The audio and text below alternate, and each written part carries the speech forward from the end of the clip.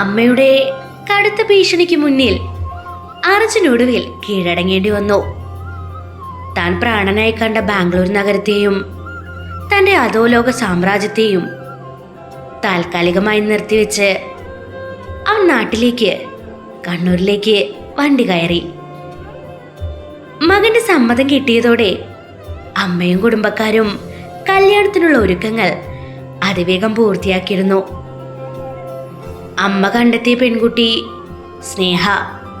ശരിക്കും പേര് പോലെ തന്നെ ശാന്ത സ്വഭാവമുള്ള, ഒതുക്കമുള്ള ഒരു പെൺകുട്ടിയായിരുന്നു. ബാംഗ്ലൂരിലെ മോഡേൺ പെൺകുട്ടികളെ മാത്രം കണ്ടു ശീലിച്ച അർജുന് മുന്നിൽ കേരളീയ തനിമയുള്ള സ്നേഹ ഒരു പുതിയ കാഴ്ചയായിരുന്നു. അർജുന്റെ ബാംഗ്ലൂരിലെ ഗുണ്ടാ പശ്ചാത്തലത്തെക്കുറിച്ച് അവൾക്ക് വലിയ ധാരണയൊന്നും ഇല്ലായിരുന്നു. അവനവിടെ വലിയൊരു ബിസിനസ്സുകാരനാണെന്നാണ് അവളുടെ വീട്ടുകാർ കരുതിയിരുന്നത്. വലിയ ആർഭാടങ്ങളില്ലാതെ കണ്ണൂരിലെ ഒരു ചെറിയ ക്ഷേത്രത്തിൽ വെച്ച് അവരുടെ വിവാഹം നടന്നു. താലി കെട്ടുമ്പോഴും അർജുന്റെ മനസ്സ് പൂർണ്ണമായും ബാംഗ്ലൂരിലായിരുന്നു. തന്നെ വിശ്വസിച്ച് അവിടെ കാത്തിരിക്കുന്ന തന്നിയെ അവൻ എങ്ങനെ ഫേസ് ചെയ്യുമെന്ന ചിന്ത അവനെ അസ്വസ്ഥനാക്കിക്കൊണ്ടിരുന്നു. കല്യാണം കഴിഞ്ഞ് ഏതാനും ദിവസങ്ങൾക്കുള്ളിൽ തന്നെ അർജുൻ സ്നേഹയും കൂട്ടി ബാംഗ്ലൂരിലെ തന്റെ ആഡംബര ഫ്ലാറ്റിലേക്ക് തിരിച്ചെത്തി. പുതിയൊരു നഗരത്തിലേക്കും പുതിയൊരു ജീവിതത്തിലേക്കും കാലെടുത്ത് വെച്ച സ്നേഹയുടെ മനസ്സിൽ ഒട്ടനവധി പ്രതീക്ഷകളുണ്ടായിരുന്നു. എന്നാൽ ഫ്ലാറ്റിലെത്തിയ അർജുന്റെ പെരുമാറ്റം വളരെ തണുപ്പനായിരുന്നു. അവൻ അവളോട് അധികം സംസാരിക്കാനോ അടുപ്പം കാണിക്കാനോ ശ്രമിച്ചില്ല. അവർ ഫ്ലാറ്റിലെത്തി അടുത്ത ദിവസം വൈകുന്നേരം. സ്നേഹ അടുക്കളയിൽ ചായ ഉണ്ടാക്കിക്കൊണ്ടിരിക്കുകയായിരുന്നു. അപ്പോഴാണ് ഫ്ലാറ്റിന്റെ ഡോർബെൽ മുഴങ്ങിയത്. അർജുൻ വന്ന് കതക് തുറന്നു. മുന്നിൽ നിൽക്കുന്നത് തന്നെയായിരുന്നു. ഒരു ഷോർട്ട് ടോപ്പും ജീൻസും ധരിച്ച് കണ്ണുകളിൽ കടുത്ത ദേഷ്യവുമായി അവൾ അർജുനെ രൂക്ഷമായി നോക്കി. നീ നാട്ടിൽ പോയി കല്യാണം കഴിച്ചില്ലേടാ അർജു? തന്നെ അകത്തേക്ക് ഇരച്ചു കയറിക്കൊണ്ട് ഒച്ച വെച്ചു. എന്നെ ചതിക്ക് നിനക്ക് എങ്ങനെ തോന്നി? നീ ആ പെണ്ണിനെ കെട്ടിയെങ്കിൽ പിന്നെ ഞാൻ ആരാ? തന്നെയുടെ ബഹളം കേട്ട് സ്നേഹ അടുക്കളയിൽ നിന്നും ഹാളിലേക്ക് വന്നു. ഷോർട്ട് ഹെയറും ടാറ്റുകളുമുള്ള തന്നെ കണ്ടതും സ്നേഹ പകച്ചുപോയി. തന്നെ സ്നേഹയെ മുകളിൽ നിന്നും താഴെ വരെ ഒരു പുച്ഛത്തോടെ നോക്കി. അർജുൻ തന്നെയുടെ കൈയെ പിടിച്ച് കടുപ്പത്തിൽ പറഞ്ഞു, തന്യ, നീയൊന്ന് അടങ്ങ്. വാ, ഇവിടെ നിന്ന് പുറത്തുപോയി സംസാരിക്കാം നമുക്ക്. അവൻ തന്നെയും വലിച്ച് ഫ്ലാറ്റിന് പുറത്തേക്ക് കൊണ്ടുപോയി. ഫ്ലാറ്റിന്റെ പാർക്കിംഗ് ഏരിയയിൽ വെച്ച് തന്നെ അർജുനോട് കടുത്ത ഭാഷയിൽ തർക്കിച്ചു. സ്നേഹയെ കണ്ടതിന്റെ ദേഷ്യത്തിൽ അവൾ അർജുനെ നോക്കി പുച്ഛത്തോടെ ചോദിച്ചു, നീ എന്ത് കണ്ടിട്ട് അർജു അവളെ കെട്ടിയത്? ആ നാട്ടിൻപുറത്തുകാരി പെണ്ണിനെയാണോ നീ എനിക്ക് പകരം നിന്റെ ഭാര്യയാക്കി കൊണ്ടുവന്നത്? അവളുടെ ആ ലുക്ക് കണ്ടില്ലേ? നീ എന്ത് കണ്ടിട്ടാ അവളുടെ കഴുത്തിൽ താലി കെട്ടിയത്? അർജുൻ അവളെ എങ്ങനെയൊക്കെയോ ആശ്വസിപ്പിച്ചു. എൻ്റെ അമ്മയുടെ ഭീഷണി കൊണ്ടാണ് എനിക്ക് ആ കല്യാണം കഴിക്കേണ്ടി വന്നത്. അവളോട് എനിക്കൊരു താല്പര്യമില്ല. തന്യ അവനെ കർശനമായി വിലക്കി. നീ അവളെ തൊടരുത്. ആ പെണ്ണ് നിന്റെ കൂടെ ഇവിടെ താമസിച്ചാലും നിന്റെ മനസ്സും ശരീരവും എന്റേത് മാത്രമായിരിക്കണം.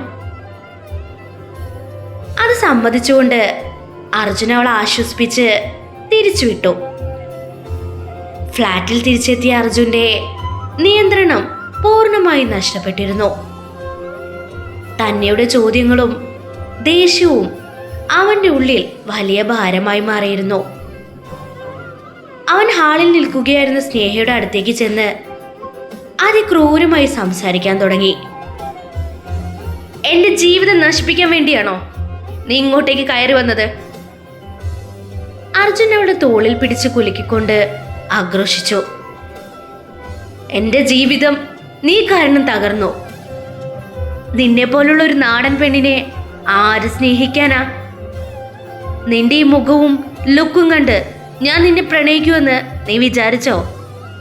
ഒരിക്കലുമില്ല. നിന്നെ പോലുള്ള ഒരു പെണ്ണിനെ ആർക്കും ഒന്നിനും കൊള്ളില്ല. അവൻ സ്നേഹയെ പരിഹസിച്ചുകൊണ്ട് വീണ്ടും പറഞ്ഞു. നീ എൻ്റെ കാര്യങ്ങളിലോ എൻ്റെ ഫ്രണ്ട്സിന്റെ കാര്യങ്ങളിലോ ഇടപെടാൻ വരരുത്. നമ്മൾ തമ്മിൽ ഒരു കരാർ മാത്രം മതി. എൻ്റെ റൂം വേറെ, നിന്റെ റൂം വേറെ. നീ നിന്റെ അതിരുകൾ തിരിച്ച് ജീവിച്ചോണം. അവൻ നേരെ അവന്റെ റൂമിൽ കയറി വാതിലടച്ചു. അർജുന്റെ ക്രൂരമായ വാക്കുകൾ കേട്ട് സ്നേഹ തകർന്നുപോയി. അവളുടെ കണ്ണുകൾ നിറഞ്ഞു തുളുമ്പി. തന്റെ റൂമിലെ കട്ടിലിരുന്ന് അവൾ നെഞ്ചുരുകി കരഞ്ഞു. എനിക്ക് കല്യാണമൊന്നും വേണ്ടായിരുന്നു, അവൾ സ്വയം പറഞ്ഞു. എന്തിനാണ് ഞാൻ ഇങ്ങനൊരു ജീവിതത്തിലേക്ക് വന്നുപെട്ടത്? ഇനി ഞാൻ എന്ത് ചെയ്യും? ഈ അവസ്ഥ വീട്ടുകാരെ അറിയിക്കാൻ എനിക്ക് പറ്റില്ല. അവരിത് കേട്ടാൽ തകർന്നു പോകും. ഇതെന്റെ വിധി മാത്രമാണ്.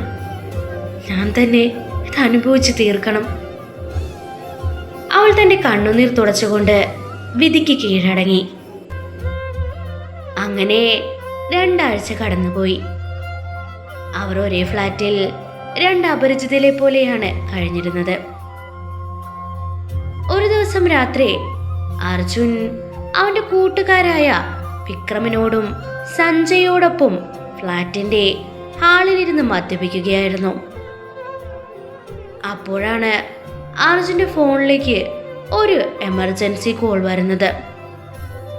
ഹൈബാറിലെ ലാൻഡ് ഡീലുമായി ബന്ധപ്പെട്ട് എതിർ ഗാങ്ങിലെ ചില ഗുണ്ടകൾ അർജുന്റെ ആളുകളെ അടിച്ചെന്ന വാർത്തയായിരുന്നു അത്. ഡാ വിക്രം, സഞ്ജയ് എഴുന്നേൽക്ക്. അവിടെ നമ്മുടെ പിള്ളേരെ വന്ന് എവന്മാരൊക്കെ കീറി തല്ലിയിരിക്കുന്നു. അവന്മാർക്ക് അർജുൻ ആരാണെന്ന് കാണിച്ചു കൊടുക്കണം. അർജുൻ ചോരത്തിളപ്പോടെ എഴുന്നേറ്റു. അവനാ പെട്ടെന്നുള്ള ദേഷ്യത്തിൽ മേശപ്പുറത്തിരുന്ന മദ്യക്കുപ്പിയെടുത്ത് നിലത്തേക്ക് എറിഞ്ഞു പൊട്ടിച്ചു. കുപ്പിച്ചില്ലുകൾ ഹാളിലാകെ തെറിച്ചു വീണു. അർജുനും കൂട്ടുകാരും ഉടൻ തന്നെ ആയുധങ്ങളും എടുത്ത് ഫ്ലാറ്റിൽ നിന്നും ഇറങ്ങിപ്പോയി. ഹാളിൽ വലിയ ശബ്ദം കേട്ടാണ് സ്നേഹ തന്റെ റൂമിൽ നിന്ന് പുറത്തേക്ക് വന്നത്. ഹാളാകെ മദ്യത്തിന്റെ മണവും നിലത്ത് പൊട്ടിക്കിടക്കുന്ന വലിയ കുപ്പിച്ചില്ലുകളും അവൾ കണ്ടു. അർജുൻ വീട്ടിലില്ലാത്തത് കൊണ്ട് രാവിലെ അവൻ വരുമ്പോൾ കാലിൽ ചില്ലുകൊള്ളാതിരിക്കാൻ അവൾ അത് വൃത്തിയാക്കാൻ തീരുമാനിച്ചു. അവൾ പതുക്കെ കുനിഞ്ഞിരുന്ന് വലിയ കുപ്പിച്ചില്ലുകൾ കൈകൾ കൊണ്ട് എടുത്തു മാറ്റാൻ തുടങ്ങി. എന്നാൽ അവളുടെ ശ്രദ്ധ തെറ്റിയൊരു നിമിഷം മൂർച്ചയേറിയൊരു വലിയ കുപ്പിച്ചില്ല് അവളുടെ വലത് കൈയുടെ ഉള്ളം കൈയിലേക്ക് ആഴത്തിൽ തുളച്ചു കയറി. അമ്മേ! സ്നേഹ വേദന കൊണ്ട് അലറി വിളിച്ചുപോയി. അവളുടെ ഉള്ളം കൈയിൽ നിന്നും ചോര ഒഴുകാൻ തുടങ്ങി. ചോര നിലത്താകെ പടർന്നു. കൈയിലെ മാംസം പിളർന്ന് വലിയൊരു മുറിവാണ് ഉണ്ടായത്. അവൾ വേദന കൊണ്ട് നിലവിളിച്ചുകൊണ്ട് കൈ പതുക്കെ അമർത്തി പിടിച്ചു. പക്ഷേ ചോര നിൽക്കുന്നുണ്ടായിരുന്നില്ല. ഒടുവിൽ ബോധം മറയുന്നത് പോലെയുള്ള വേദനയോടെ അവൾ അവിടെ തന്നെ ഇരുന്നു പോയി. അങ്ങനെ നമ്മുടെ 2ാമത്തെ പാർട്ട് അവസാനിച്ചിരിക്കുകയാണ്. ഈ സ്റ്റോറി നിങ്ങൾക്ക് ഇഷ്ടാവുന്നുണ്ടല്ലോ അല്ലേ? ഈ സ്റ്റോറി എഴുതിയ കുട്ടി അനഘ. അവൾ ആദ്യമായിട്ടാണ് ഒരു സ്റ്റോറി എഴുതുന്നത്. അപ്പോൾ അതിൻ്റെ ചെറിയ പോരായ്മകളൊക്കെ ഉണ്ടാവും. അതൊക്കെ നിങ്ങൾ അഡ്ജസ്റ്റ് ചെയ്യണം. പിന്നെ എന്തെങ്കിലും ഉണ്ടെന്നുണ്ടെങ്കിൽ കമൻറ്റ് ബോക്സിൽ അറിയിക്കണം. ഇങ്ങനത്തെ സ്റ്റോറീസ് ഇനിയും നിങ്ങൾക്ക് കേൾക്കാൻ താല്പര്യമുണ്ടെങ്കിൽ എൻ്റെ ഈ ചാനൽ സബ്സ്ക്രൈബ് ചെയ്ത് എന്നെ സപ്പോർട്ട് ചെയ്യാൻ മറക്കരുത്. Thank you.